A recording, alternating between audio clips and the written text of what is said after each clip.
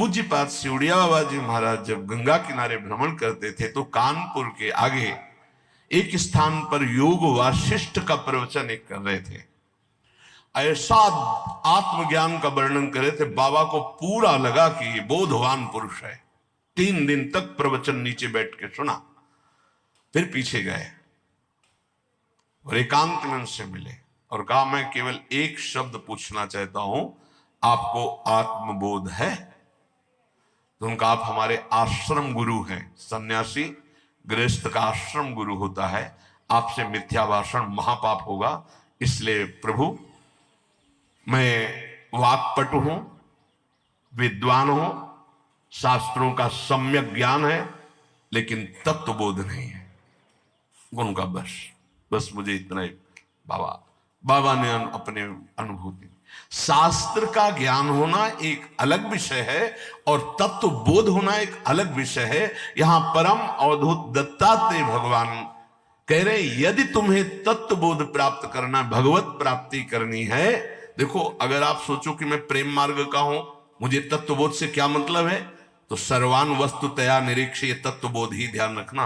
ये क्रूरा अपिपापिनो न च सताम संभाष्य दृश्या से सर्वान वस्तुतया निरीक्ष, परम स्वाराध्य बुद्धिर्मम, सब में पापी में पुण्यात्मा में सब में एक मेरे आराध्य देव, ये तत्वबोध ही है।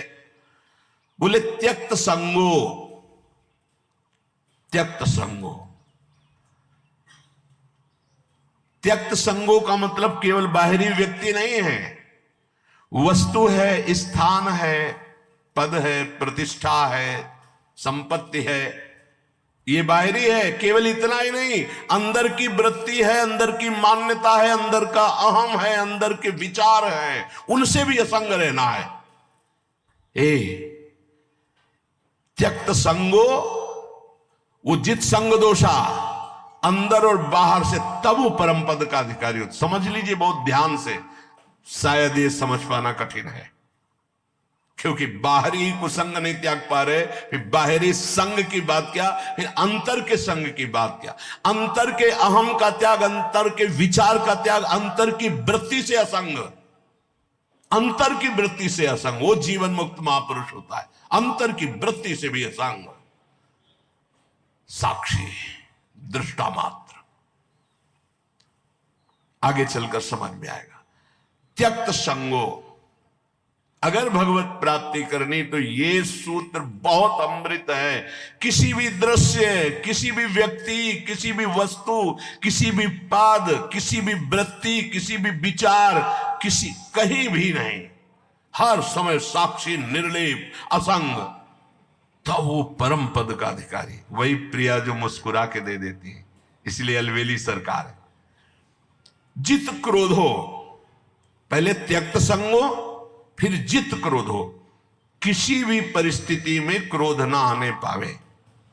कभी कभी हम अपने दोषों को गुण मान करके प्रकाशित करते हैं कि ये कोई क्रोध नहीं है।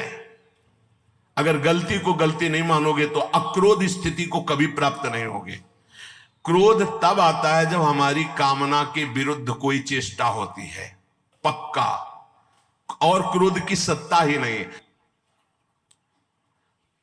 हमारी चाहत ही ना हो। भगवान बोलवा रहे, बोल दिए, भगवान कह रहे ऐसे चलो ऐसे चलो, वो हम बता दिए, अब ना चलो आपकी मर्जी। क्रोध नहीं आना चाहिए। भारी से भारी विपरीत परिस्थिति में भी क्रोध नहीं आना चाहिए। ये कब होगा? जब सामने हम प्रभु देखते हैं। हमें तभी क्रोध आता है जब हमारी चाहत के विपरीत क्रिया होती है और हमारे चिंतन के विपरीत चिंतन होता है। आ गया क्रोध, आ गया क्रोध, शुरुआत हो गई। अब अभद्र शब्द, दुरुक्ति, दुरुक्ति माने गाली, ये पहचान है कि क्रोध देवता पधार चुके हैं। और वो सीधे तप, पवित्रता, भजन, इसको चाटते हैं, वो इसको भस्म करते हैं, इसको लेते हैं। क्रोध देवता तुम्हारे तप को, तुम्हारी पवित्रता को, अंतःकरण की तुम्हारे साधन को चाट जाएंगे, कुछ अनुभव नहीं होगा। जब हमारा ये चिंतन गिरा कि सामने प्रभु नहीं, हमारी बात नहीं मानता, विपरीतता है, वही क्रोध आ जाएगा। अन्यथा आने का कोई भी रास्ता नहीं क्रोध के। जित क्रोध यहां कह रहे जित क्रोध हो, भगवान अवधूत दत्तात्रेय जी, अगर उपासक को परम पद पे आरूढ़ होना है, दिव्य साधना संपन्न बनना है, तो क्रोध पर विजय प्राप्त, कभी गुस्सा नहीं आना चाहिए। वो कब होगा? हम व्यक्ति देखते हैं तब गुस्सा आता है। हम भगवत भाव करेंगे तो जलेगा हृदय पर, हम गुस्सा नहीं कर पाएंगे। हम चाहत करते हैं तब गुस्सा आता है। अगर हम चाहत को भगवान की इच्छा में छोड़ देते हैं तो गुस्सा नहीं आएगा। जोई जोई प्यारो करे सोई मोई भावे। लघवा हारो, थोड़ा आहार करें। बिहारी देव जी पीछे जब वाणी में आया था कि भूख से जो ज्यादा पेट भरता है उसका भजन तो हो ही नहीं सकता। पक्का या अनुभव की बातें हैं। भूख से कम भोजन करने पर हमारी जो जीवनी शक्ति है कुछ पचाने में लगती है और कुछ से हम भजन कर लेते हैं। अगर भूखे हैं हम तो हमारा चिंतन बार बार खिंचता है भूख की तरफ। इसलिए लघवा हारो, थोड़ा आहार डाल लिया जाए। और ये अभ्यास से होता है। एक एक कवल केवल आप कम कर लीजिए तो बहुत थोड़े आहार में आपकी दिनचर्या बहुत स्फूर्ति वाली हो जाएगी। आप ये भ्रम छोड़ दें कि हम जितना अधिक आहार करेंगे उतने अधिक शक्तिशाली बनेंगे, ऐसा नहीं है। विचार आपके, संकल्प आपका, ये आपकी सामर्थ्य होती है। शुद्ध संकल्प, ये हम सांसारिक भाषा में बोल रहे हैं। शुद्ध संकल्प, शुद्ध विचार, पवित्रता, जितेंद्रियता, लघुआहार, आप महान बलशाली हो जाएंगे पक्का। देखो, संकल्प रहित होकर देखो, भगवद आश्रित होकर देखो, और अपार सामर्थ्य। शुद्ध संकल्प का कितना बड़ा चमत्कार है कि आप नहीं समझ पाएंगे, कि विश्वास ही नहीं कर पाएंगे। अगस्त जी ने संकल्प किया और ऐसे समुद्र को पी गए, पूरे समुद्र को। आप विश्वास नहीं कर पाएंगे कि समुद्र को पी गए अगस्त जी महाराज। महान तप निधि, संकल्प किया और पी गए समुद्र को। ये संकल्प की ताकत। भोजन से इस पांच भौतिक शरीर का पोषण होता है और धीरे धीरे हम शरीर से अपने को अलग करने के लिए साधना कर रहे हैं। तो लघवा हारो, थोड़ा आहार चाहिए। हमारा दिमाग क्या सिखाता है? बर्बाद काहे को करोगे? अब कितना रह गया? 2 लड्डू रह गए हैं, 1 कटोरी खीर है। वैसे तो नहीं है पर बर्बाद नहीं होना चाहिए। अन्न है, ये बर्बाद, श्वास बर्बाद हो जानी चाहिए। अरे दूसरा कोई खा लेगा, कोई और जीव पा लेगा। आप थोड़ा भजन के लिए जगह बनाए रखो। अगर आपने परोसा लिया है तो किसी और जीव को पवा देना। सब अपने गुरु भाई ही हैं, हम एक ही प्रभु के बच्चा हैं। पोशाकें अलग अलग हैं। अरे किसी के स्वान की पोशाक है, किसी के सूकर की पोशाक है, किसी की कृमि की, लेकिन हम हैं सब एक ही भाई।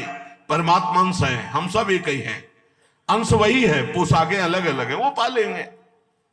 हम भजन के लिए उतने ही पुरुष हुआ, उतने ही पावे जिससे भजन। ये आप बैठा लीजिए, खाते खाते मर जाओगे लेकिन खाने की आदत नहीं खत्म होगी।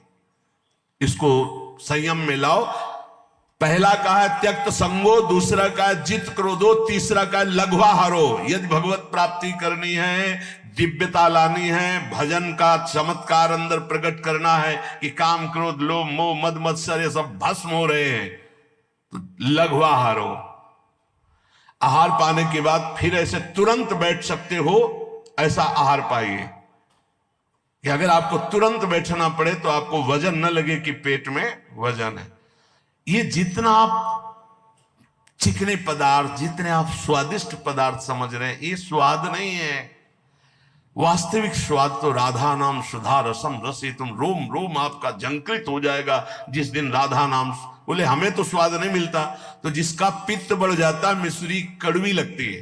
अगर अनुपान से दवा रूप में वही लिया जाए तो जब पित्त नष्ट होगा तो मिश्री मीठी लगने लगे। तो राधा नाम सुधा अमृत है, ये अमृत रस है। आचार्यों ने, महापुरुषों ने, स्वयं हरि ने इसका पान किया है, वही आपको मिल रहा है। आपकी जबान खराब हो चुकी भोगों में, थोड़ा भोजन कीजिए, बड़ा पावर मिलता है। आप उपवास के दिन देखना भजन में बहुत मन लगेगा, थोड़ा पाने पर। तो वैसे ही आप रोज उपवास कर सकते हो। 1 रोटी पाओ, 2 रोटी पाओ, थोड़ी दाल ले ले, थोड़ी सब्जी ले ले, जितने से ऐसे थोड़ा लगा बस। इतना दिमाग विचित्र है कि हर बार फंसाता है यही कि बर्बाद नहीं होना चाहिए, ये जाना चाहिए, अंदर जाना चाहिए। बस जहां यहां से गया तो बस फिर उसके पचाने में पूरा दिमाग लगा, भजन में तो लगा नहीं। इसलिए प्रार्थना है इस आसक्ति से बचो, भोजन की आसक्ति से।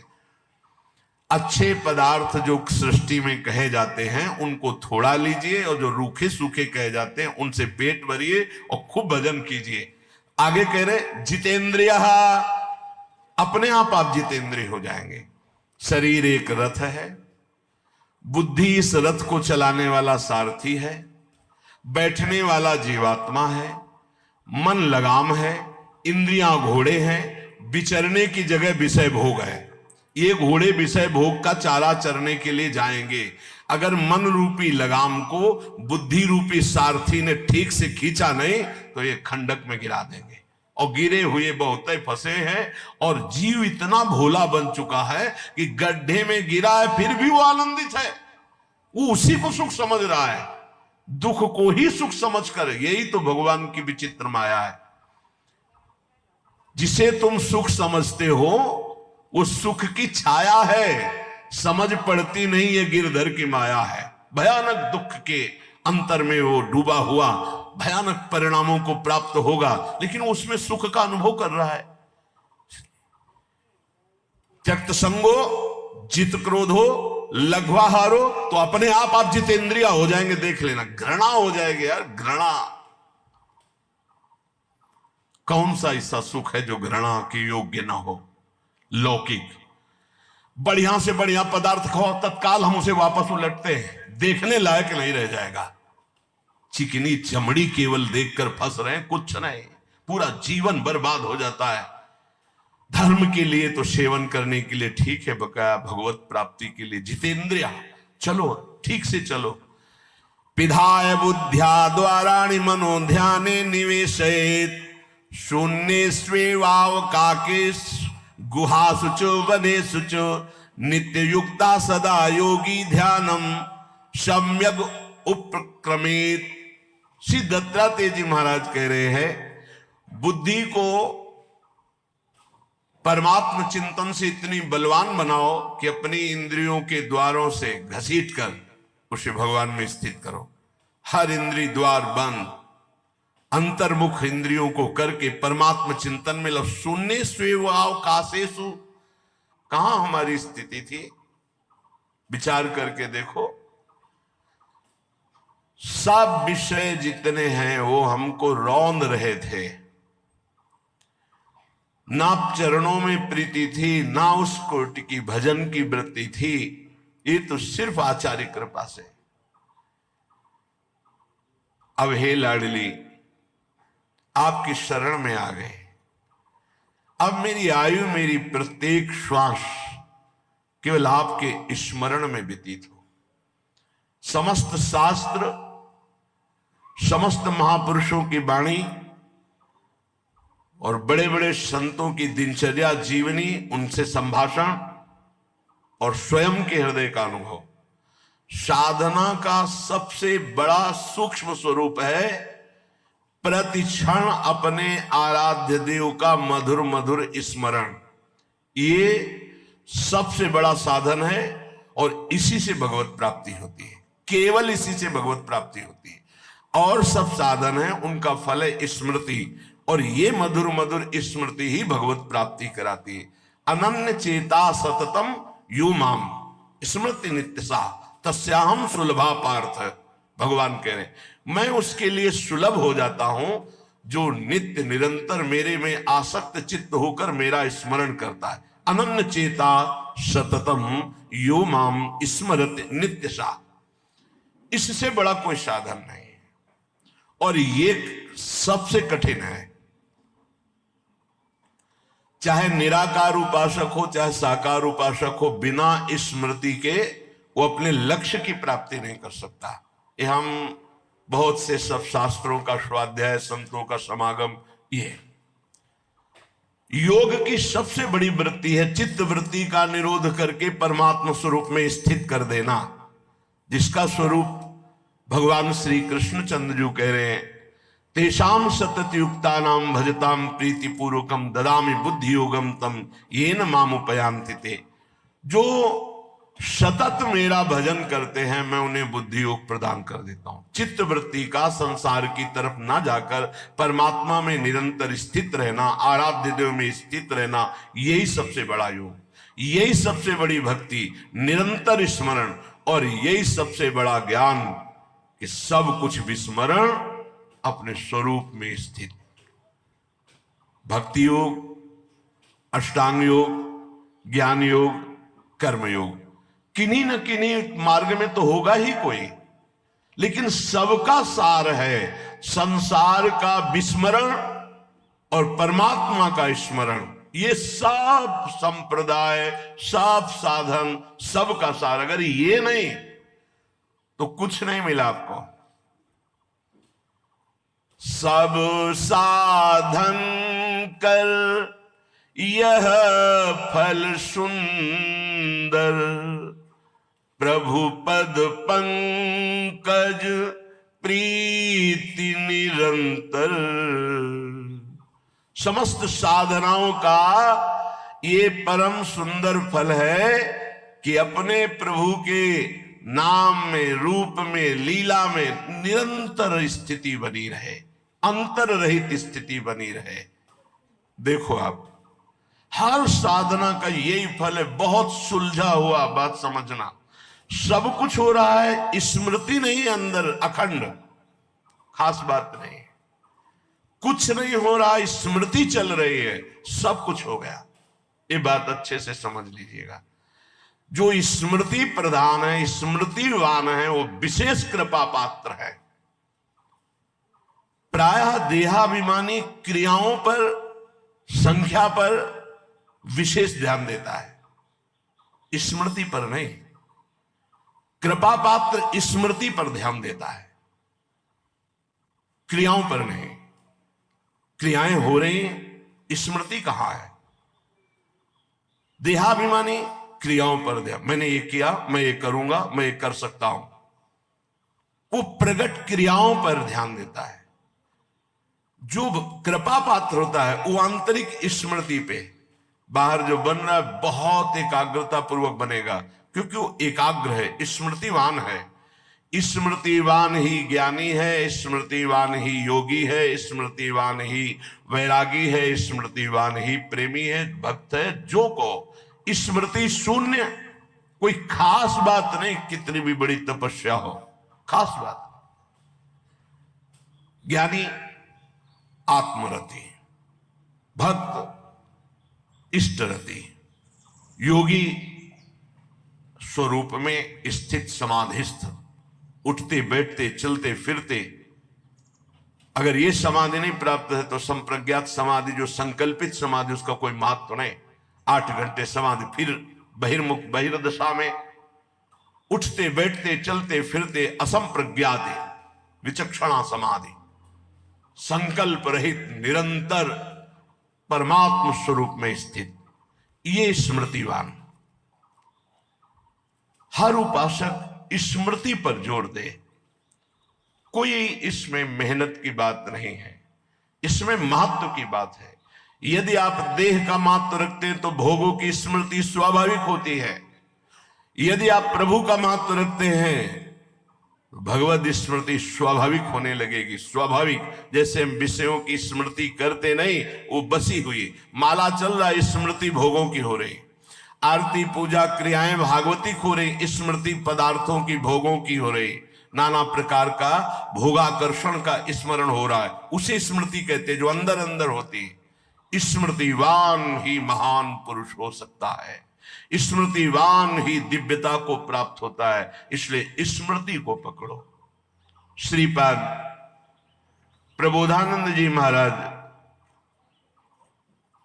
आप जिस वृंदावन में विराजमान है, प्रकत्यंतम तीर्थवा प्रविश वितते ब्रह्म महर्षि स्फुरत पश्यानैकांतिक कलित वैकुंठ भवनम तदद्युच्चान्युच्चान्यनुसर सुधा मन्यांत महोज्वले वृंदारण्ये भ्रम यदि किमप्यत्र मिलति।